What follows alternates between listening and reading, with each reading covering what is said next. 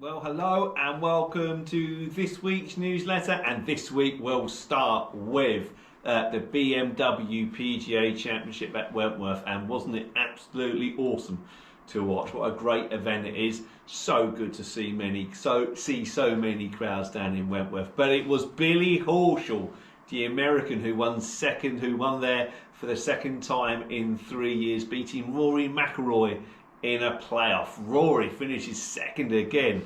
He's getting a bit of a reputation for that. It does make me wonder whether there's a bit of scar tissue still up there from his US Open loss, which was probably the first time that he ever probably blew a tournament in his life. So that can leave a little bit of mental baggage. Not that he really blew this one. He never quite was on his A game all week, but his fantastic short game, his bunker play and his pitching and chipping is so underestimated. He is so good at those 2-3 aspects of the game.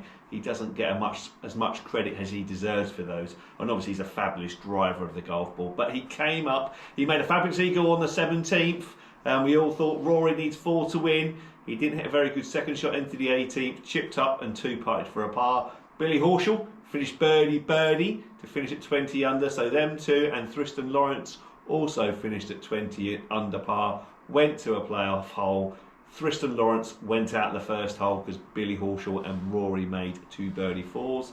And then in the second extra hole, again playing the 18th Wentworth, it's a fantastic hole, both find the green in 2 shots. And then Billy Horschel hold a good 30-footer for eagle to win it. It was incredible stuff, it was. So yes, Billy Horschel won. Unlucky Rory McIlroy. I mean, he's just so good though, Rory, isn't he? Just to finish second every week is still phenomenal. And yes, he does finish second, but Jack Nicklaus famously finished second more times than he actually won. And he's the greatest golfer that's ever lived. So, just goes to show how consistent Rory is. Yes, he's going for a spell where he's not winning as much as he'd like to, I'm sure. But he's still absolutely amazing. Billy Horschel, yeah, he's always good in this country. He's the American. He likes to come over here. He's a West Ham United fan. He comes over quite a few of the European Tour events. So he's always welcome over here. He's a popular fella. And yeah, he managed to win it. So well done for him for his second victory in 3 years at Wentworth. So clearly loves the golf course. And why wouldn't you? It is fantastic. Right, moving on next now to Pro Captain Challenge news. And me and H have won another game. That's 2 in a row. Incredible. We managed to beat defending champions Tony Wren and Paul G by 4 points. Yes, me and H played really well. And we got 43 points and Paul G and Tony only got 39 in tough conditions. So our golf is starting to improve. As I said last week, I feel like I've just turned the corner with my own game, starting to play much better. All that practice that I put on in over the winter is starting to pay off. So really pleased with that. Well, we will be doing a club review in a little while, the new Mizuno JPX925 hot metal irons. But next up, we'll go up with club news. We'll go to the scores from last week. First up, we'll go to the ladies divisional Stableford, where Jan Parsons won with nice 36 points. Well done, Jan. And in Division 2, Jenny Watson won with 37 points. In Division 3, Marietta Holmes won with 43 points. Well done, Marietta. Great golf that. In the ladies' 9-hole competition, Terry won. Terry Wilkinson won with 17 points. Well played, Terry. On Thursday, the men had their midweek Stableford. Ben Lucy won Division 1 with 36 points, beating Eddie Reid and Matt Alp on countback. In Division 2, Andy McCann. Well done, Andy. Improving all the time again now. He won with 41 points. Just had a lesson on his irons and striking those so much better. So well done, Andy. He beat Andy Elliott into second on 38 points. And Division 3, Jack Flaxman. Whee! Well done, Jack. Again, Jack had a lesson or a couple of lessons over the last couple of weeks. Had the old Tom Hanks going on, which was killing his game. He's managed to get 40 points. Well done, Jack. Get that handicap heading back down in the correct direction. He beat Mark Ford into second on 39 points. And Jeff Helmore, also another lesson recently as well, also had 39 points. And Howard Thornton had 38 points, who had a lesson from Ollie last week. So clearly the lessons are working well at the moment, which is good to see. Excellent. On Saturday, we had the Green King Greensomes competition, which was won by Martin Farrow and Mark Morgan, well done to you two. Got 42 points, I think, and beat 2 others on countback. Martin Farrow using his new Mizuno 925 Hot Metal Pro irons, which I will review in a little while. So well done, Martin, with his new irons. Clearly they worked for you. On Sunday we had the Ken Goff trophies, which is a better ball bogey competition. Bit of a strange combination that, but it works well, where Scott Larkham and Kai James won, beating the golf course 12 up. So well done to you two. John Milne and Ray Pope came second, beating the golf course 10 up. So well played to you, gentlemen. Some great scoring there. So let's move on to the new Mizuno 925 JPX Hot Metal irons. They're doing 3 models at the moment. They've got the standard Hot Metal model, they've got the Hot Metal Pro, which is for the slightly better player, and the Hot Metal High Launch, which, as the name suggests, is for the high handicapper that struggle to get the ball up in the air. So let's see what Mizuno say about their latest set of irons, and we'll go with the Hot Metals first. The JPX925 Hot Metal redefines the performance of an already industry-leading franchise, combining the power and speed of the nickel chromoly with a newly engineered Cortex design featuring a contour ellipse face. The consistency of distance across the entire impact zone has never been as long and predictable. The addition of tungsten weighting low in the head adds a height and landing angle element that makes hitting precise shots into the greens even easier. So it's nickel chromoly, I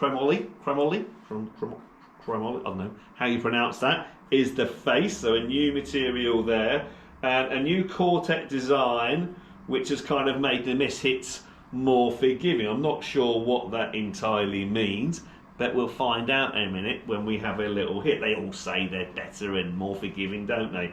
But we'll find out in a minute. The High Launch is the more lofted version, and where are we?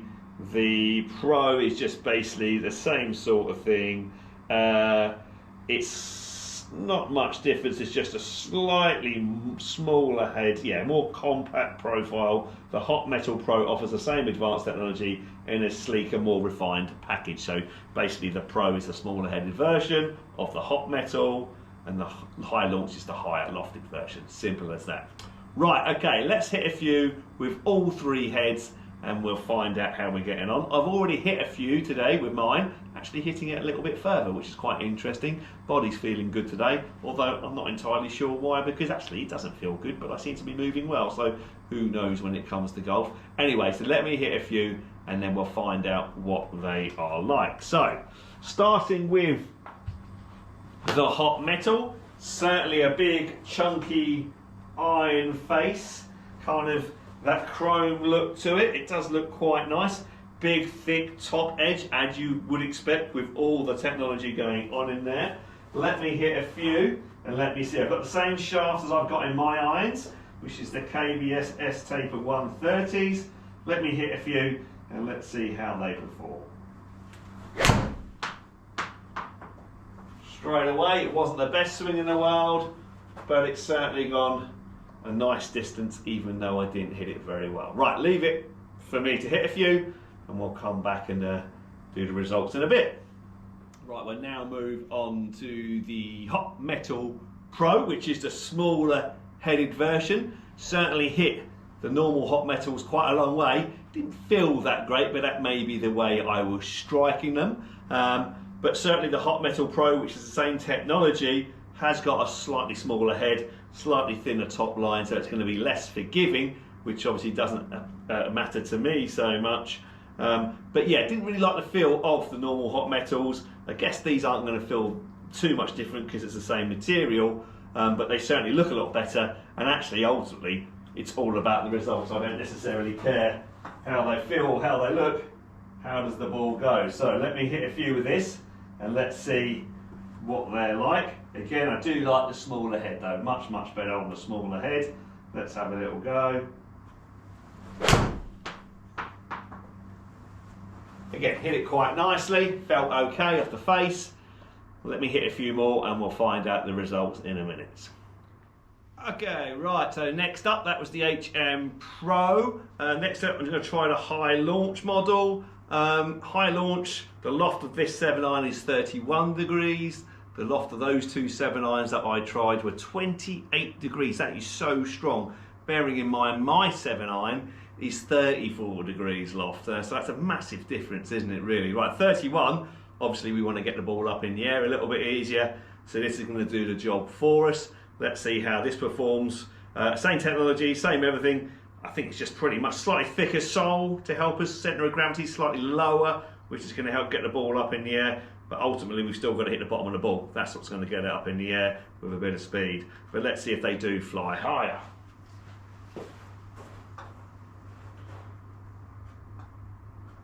Looks wise, looks very much the same, but looks a bit more like my 7-iron actually, with a bit more loft in the face.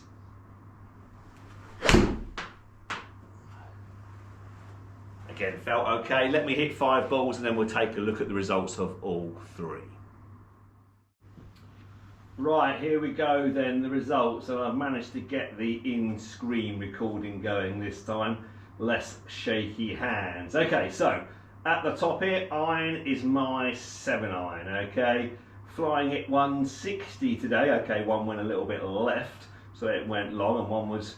But 160, that's a good one. Look, 0.3 off line, 160 carry. That's about bang on for me. So actually swinging it quite well today, quite efficiently, which is most unlike me. But 160 carries. Right, we're going to go through to the standard hot metal first of all. And you can see straight away down here, the carry distance has jumped to 170. So a 10-yard difference. That's hardly surprising, bearing in mind that is 6 degrees stronger than my 7-iron, so that's almost like a 6.5 iron. We'd actually, I'll probably flying a bit further than that. So interesting to see. What's the other difference? It's not quite spinning so much, which is what we'd expect. Ball speed is faster. It's launching a bit lower than mine, not spinning so much, and therefore not stopping so quickly. But I didn't hit it very well. I did hit it all across the face, and actually ball speeds remain very consistent. So that's brilliant. You can see my ball speed's a little bit all over the place depending on how I've hit it. That's my golf clubs for you. They're not very forgiving, but ball speeds here across the face are very consistent despite where I've struck it. So very consistent for the JPX hot metal, and 10 yards longer than mine. Very, very good. Into the Pro, which is one that I preferred. Ball speed averaging a little bit lower and a little bit more inconsistent. That's because they're slightly more unforgiving. Just launching a little bit higher, not quite spinning so much, which could be down to the way I was striking it. 1 yard difference in carry, peaking at 97 feet up in the air on average. Okay, so pretty good there. 1 yard less, spinning a little bit less, but I think that's the way I hit it possibly, or maybe didn't hit so many off to the right. But either way, ball speed was a little bit faster in places, but a bit slower in places. But quite enjoyed that one compared to the other one. And then the hot metal high launch, straight away carry distances come down now, because all of a sudden I'm averaging 109 feet up in the air, carrying it 161. Okay, obviously launching higher at 21 degrees as opposed to 18 degrees and 17.5 degrees. So there's your 3 degrees different in launch. Ball speeds come down a little bit as well because it's launching higher, it's not coming off the face so fast, but spinning more. So they are a bit more like my irons, aren't they? Okay, spinning more, higher launch, higher stopping rate, 109 feet average, which is really high. What was on mine? 99 feet for mine, so 10 foot higher and 1 yard longer, and a bit more spin on it than mine as well because of the loft. So very interesting indeed.